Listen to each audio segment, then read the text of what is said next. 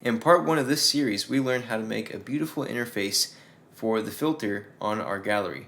In this part 2 section, we're going to learn how to make the data interact with the buttons and vice versa. So when you click on a button, it will show only the items correlating with that button. So with that being said, let's go ahead and jump into the tutorial. So first, I'm going to go back into my original Canvas app, and I have my buttons already created. If you have not created these buttons, go back and look at part 1, and I'll go through an explanation on how to make these buttons. With that being said, since we already have the buttons created, we're going to go ahead and throw another button in. We don't have to name this button anything particular, but in the onSelect property, we're going to throw in a command that says clear collect. So we're going to be creating our own collection. In one of my first videos, I actually teach on how to create a collection. So if you don't know, stay tuned and watch. First, we're going to create our own collection. So I'm going to name my collection something simple like my data. This is just the name of the collection. So we're going to go my data, and then it's going to prompt us to create an item. So I'm going to create my first item, and I'm going to put type as my first item, and I'm going to put people. Then after that, I'm going to put in, I just realized I need to put that as a string, people. Next, I'm going to put in my next item. Let's say I'm going to put my first name and last name in. So first name, let's say it's going to be John. And then let's put in a last name.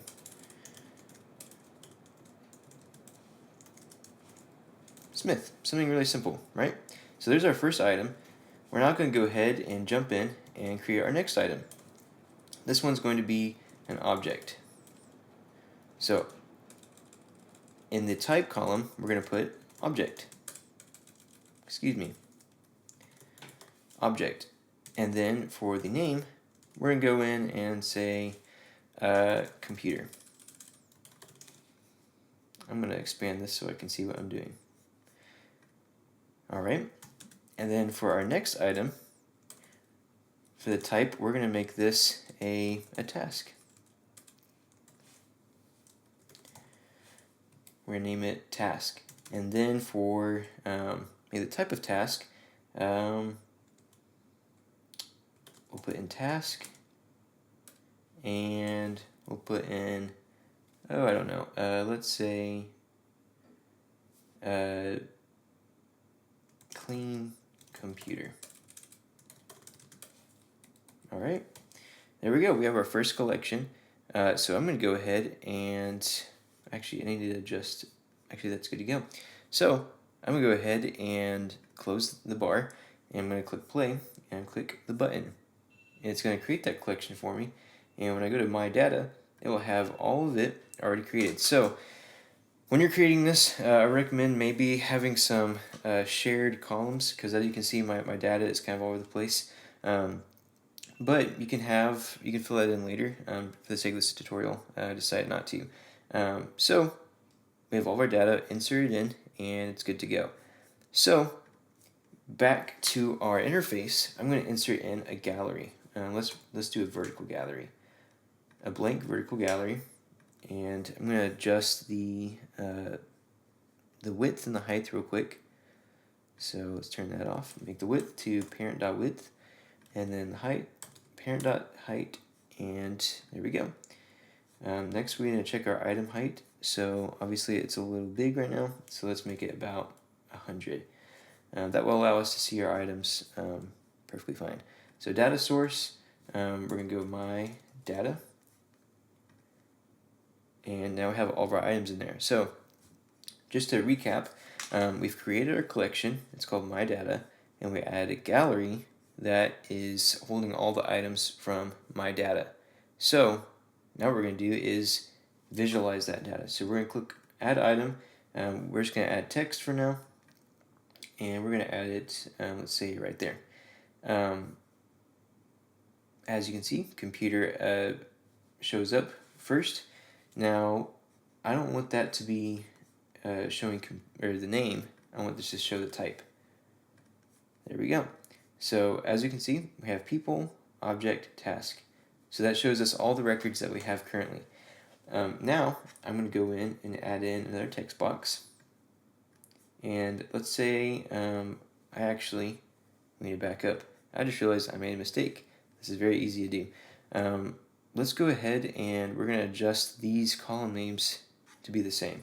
So we're just going to make all of these to be named. I'm going to go ahead and take this out. We'll dive into that into another tutorial on what to do in those scenarios. So we're going to go ahead and actually adjust all of these. This was a mistake that I made. There we go. So we clean up our data because I made a mistake, and I'm going to go ahead and reset it. So as you can see, that added all those columns in because what happened was when I created the collection initially, it had created extra columns, which is really easy to do if you misspell, if you mistype.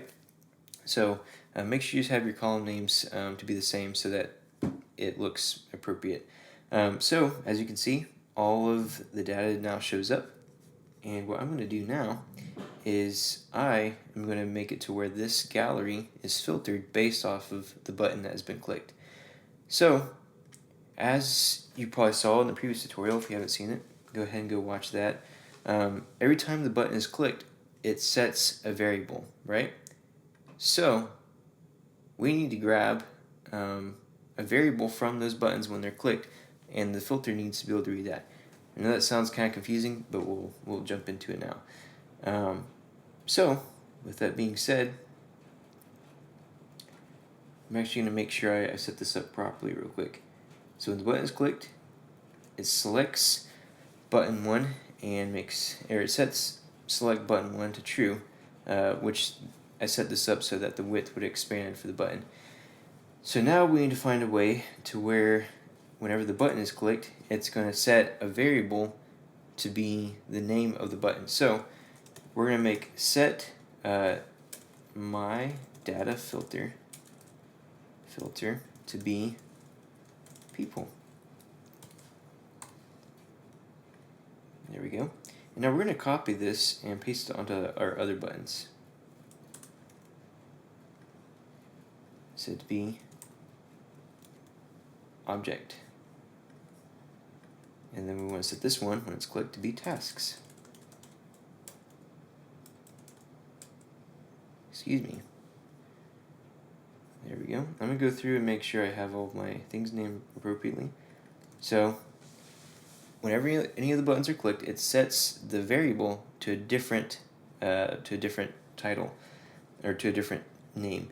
And so now I'm going to go onto my gallery, and I'm going to create a filter. Filter my data, where the type equals my data filter. So a very simple formula. Let's see if it works. Now the key is the string that is in the button has to match the string that's inside of the data source. So if these don't match, it's not going to work. So the type is set to people. Let's go here. Alright, so when it's clicked, it'll set to people. Right now it's not set to anything because none of the buttons have been clicked. So I'm going to go ahead and click people. It shows John Smith. I'm going to click objects. It shows computer. Click tasks, so forth, clean computer. Which I'm going to adjust the width on this so you can see it. So that is how you filter data based off of these buttons. That's not centered. That's okay. So that's how you're going to do it. Now, let's say you want this to look a little bit prettier, because right now it looks not the most pretty. So we're going to go ahead and we're going to get rid of this one, because that's just showing the type. And we're going to go ahead and throw a container in here. So let's throw a vertical container in here. Oops, looks like that went to the wrong place. So we're going to throw that in there. Now I want the width to be gallery1 dot template width. Now it snaps perfectly. And now I want the height to be gallery1 dot template height. So now it snaps perfectly and looks great. What we're going to do now is we're going to throw our text box into the container. I'm just going to do a copy and paste and delete the old one.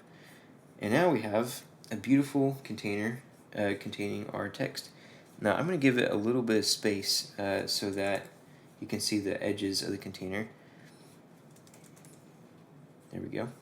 And now we want to make sure that our container is centered and justified and looks great. So we're going to go through and we're going to go in and say gallery1 dot template height minus self dot height divided by 2. So that puts us in the right position. That's actually supposed to go in the y coordinates, not the x. There we go. And now we want to go to the x and do the same thing but with the width. So gallery1 dot template width minus gallery1 dot template height. Not template height, template width. Sorry. Self dot width. Sorry about that. Sometimes I don't think straight. Divided by 2. So now it's perfectly centered on all fronts, and that looks pretty good. So I'm actually going to go in now, and I'm going to make sure that my text is centered. Put it over there. Let's give it a little padding. So let's give it about, let's say 15 padding, or 15. And then we're going to go in, make the font segue. You can make this whatever you want. This is just something I like to do. And then we are going to adjust the color a little bit. Give it a little bit off black so it's not super harsh on our eyes. And then we're going to adjust this like 28. And then we're going to go ahead and make the height to be parent.height. And then we're going to make the width to be parent.width. I'm actually going to bring this down just a little bit because it's a little too big. There we go. So we now have all that set up. We're going to minus 2 times 0.5. There we go. So now we have our tasks set up, and we can filter through, and all of our items in our gallery look amazing. So with that being said, that's how you create different items within the gallery of our modern Power Apps filter. Now you can think of all sorts of application uses for this. You could use this for all sorts of things. Maybe if you want to filter out in a database who does what, or maybe a scheduling system, or I don't know, whatever the applications may be. This can be used for a lot of things, and it looks really sharp. You could throw this on a mobile application, on a desktop application, whatever application you use, it looks pretty sharp. So with that being said, this is part 2. I do have a part 3 coming. If y'all have any questions, feel free to drop that in the comment section, or just let me know how I did on teaching on this. I realize, once again, I'm not a pro on this. This is just stuff I learned. So hopefully it was helpful. That being said, hope you have a great day and found this helpful. Thanks. Peace.